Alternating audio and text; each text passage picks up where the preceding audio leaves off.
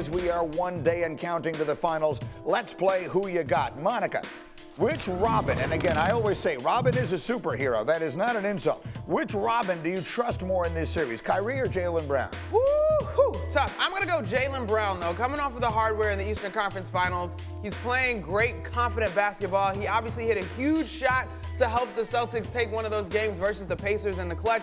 I just like the momentum and the juice he's got right now. Alan, we know coaching will decide one of these games along the way. Which coach do you trust more, Mazzulla or Jay Kidd? Well, Joe Mazzulla's come a long way since last year, which was a lot, but I'm going with Jason Kidd because he has proven already as a head coach, especially in these playoffs, he's great at adjustments, great out of timeouts, and I'm talking about not even in-game adjustments, game-to-game adjustments as well. He has been a fantastic coach, and he's going to win one of these games just with his coaching. I'm with that. And then Windman, it's a complicated question because it has so many layers to it, but who would you think has more on the line here, Luka or Tatum? Well, look, Tatum's only 26, so let's keep that in perspective. But he's been to 5 conference finals, and this is his 2nd NBA Finals.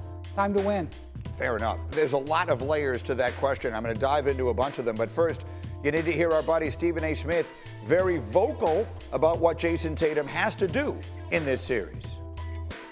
What can't happen with Jayson Tatum is that A, Boston loses, and B, he's the biggest reason why. That would be disastrous. He can't emulate his performance from the NBA Finals against the Golden State Warriors. That is unacceptable. Jaylen Brown was a better player than Jayson Tatum was in that Finals. That can't happen again. So there's so many different ways as we set this thing up. I mean, this is a look, let's face it, this has all the makings. I know we're waiting a long time between the games and it can be frustrating. But once this thing gets rolling, there are about as many storylines as you could possibly have. So we were talking this morning on our pre-show because there's so many ways to try and get at the question, who has more at stake? Who has more at stake? And I think you've stumbled upon a pretty good way of answering that question. Why do you say it is Jayson Tatum? It is Tatum and also the Celtics. The Celtics have an opportunity here we don't normally see. And what I mean by that is they're an Eastern Conference team that's favored. Do you know, and this stopped me this week, there's only been 3 Eastern Conference teams favored going into the finals in the last 25 years. It's been 11 years since an Eastern Conference team has been favored going into the finals. Oh, look, all LeBron, the LeBron team. Yeah. All the LeBron. What a shock. So here you have the Celtics with a great team, with a healthy roster, with home court advantage, with rest, with the experience edge. Come on. You got to win it. This is your opportunity. I don't care about legacy. I don't care about anything. They're on the 18th tee at Augusta with a 1-shot lead. They need to make 4 and get this done because they may never get another opportunity this good. I love that analogy, A, because any analogy that involves golf is good by me, but B, I think you're right. We've been saying, or some of us on this show have been saying, if not now, when? If not now, when for them? But then as you look at it a little differently, Alan, you had a little different take on why there may be more urgency on the other side. Yeah, absolutely, because they're not on if you're Luka Doncic, you're not even on the green here. When you have to look at what is in the West waiting for you, opportunities. Luka Doncic does not want to be Dan Marino. Early in your career, you get there and never get back. Even though you could be one of the best, if not the best player in the game, in the West, it's a lot harder than it is in the East. I could see the Celtics coming back. But you got Nikola Jokic. Let's not forget about, of course, the reigning MVP. He's still around. He's still in his prime, and they want to make a comeback to win another championship. How about Anthony Edwards? You know he's on his way as well, that he wants to be back, that he's going to be somebody you got to face.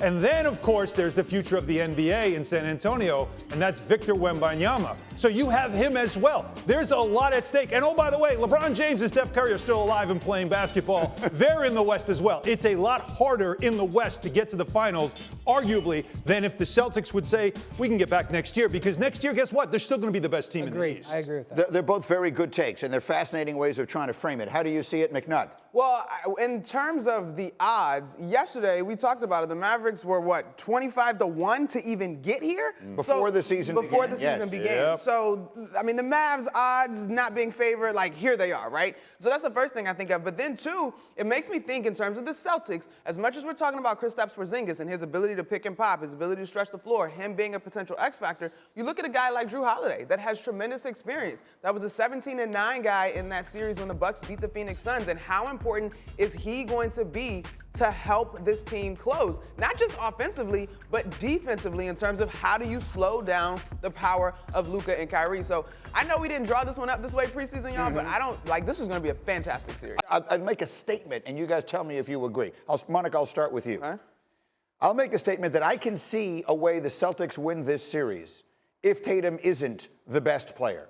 I do not see a way the Mavs win this series if Luka isn't the best player. If Luka isn't absolutely brilliant, and I don't see them win any game that he doesn't play great. I can see the Celtics finding ways to win games that Tatum doesn't play great. It's a different level or a different way of framing the pressure, but in general, do you agree with that I take? do agree with that. And I think, frankly, that's why we didn't discuss Jayson Tatum a ton this year when we're talking about, what was he, 5th in MVP odds, or if he got that high? He was first team all NBA, but I think he did finish 5th at MVP, right? Jalen Brunson finished the spot ahead of him? He finished 5th in MVP and first in All-NBA. Right. Right. So I think part of the reason, and this is where you have to appreciate basketball and an organization reinforcing their stars. The Celtics have the ability to share responsibility offensively and defensively in a way that the Mavericks just do not. And so I agree with you. I don't think that Tatum's legacy should be defined whether or not he's Finals MVP. Of course, it would be a win for him personally, but I don't think that that's going to be important because there's a very real world to me that Jaylen Brown could go off. Or we just talked about Drew Holiday. If he has an outstanding defensive performance and is steady offensively, we will all be like, wow, look who managed to slow down Luka. That's going to be huge. And that's the difference in this series. This is a superstar versus a team, a super team. I think that's what the Celtics are. Not in the super team way we all remember, which is, of course, the Miami teams and how the previous Boston championship team. But I'm talking about as the Celtics, as that five-man unit, the best five-man unit in the league. So Tatum doesn't have to be all world for them to win. Luka, though, does. Remember, he comes into this thing leading the playoffs in every major category statistically. Right. That's important to point out. He is the system, right? He is not in the system. He is the system. He also has the highest usage rate of a player since Allen Iverson in the NBA Finals. They go through him. Everything is about what Luka can do. Kyrie, and the beauty of him is that he can tag in and then provide some cover while Luka is getting some rest or just taking a step back. But the Mavs cannot survive if Luka Doncic is not the best player on the floor. What do you think of that, Wendy? Yeah, the margin for error for the Celtics in this series is wider. They have more different pathways that they can go down to victory than the Mavericks do. But I will say this, the Mavericks have not had home court in any series in this playoffs. Right. They've won them all. Luka has 7-2 on the road, yeah. They've been great on the road. Luka has consistently delivered against every defense, against every scheme. He has shown that he can deliver under the clutch here. And so that's one of the reasons why I've packed for 3 weeks. Okay? That's just the truth of it. That's right. Today is day one of the Windy Odyssey that will take him all across this country over the course of the next, it could be as many as 3 weeks. We'll see how long it winds up going. That is sort of an interesting other point that you're making there about the role that Luka plays in all of this and the path that they took. How many times have we had the conversation? Celtics haven't been touched, haven't been pushed. They played 3 teams. Right.